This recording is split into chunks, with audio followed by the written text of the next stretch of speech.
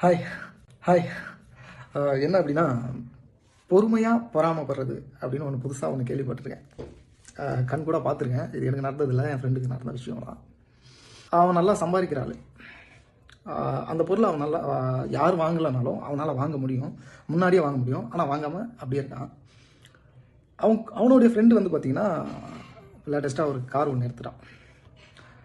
அதே மாதிரி கொஞ்ச நாளைக்கு முன்னாடிலாம் நான் அதை பார்த்துருக்கேன். என்ன பண்ணுவான்னா, அவங்க ஏதாவது ஒரு புது மொபைல் வாங்கிட்டாலும் உடனே போயிட்டு அந்த மறுநாளே போயிட்டு அதை விட அட்வான்ஸான மொபைல் ஒன்று வாங்கிட்டு வந்துடுவான். இந்த மாதிரி அவன் கார் வாங்கிட்டான் தெரிஞ்ச உடனே நான் நேற்று காலையில் அவன் காரை போய் பூஜை போட்டு வந்து சாயந்தரம் காமிச்சான். காமிச்ச உடனே இன்னைக்கு காலையில் போயிட்டு அவன் ஒரு கார் புக் பண்ணிட்டாங்க. அதோடய அட்வான்ஸ்டாக அதே கம்பெனியில். இது பேர் தான் அப்போ பொறுமையாக பொறாமப்படுறதா அப்படின்னு சொல்லிட்டு புதுசாக ஒரு கான்செப்ட் ஒன்று உருவாகிருக்கு. பொறாமப்படுறதே எப்படியெல்லாம் எந்தெந்த ரூட்லலாம் வருது பாருங்களேன்.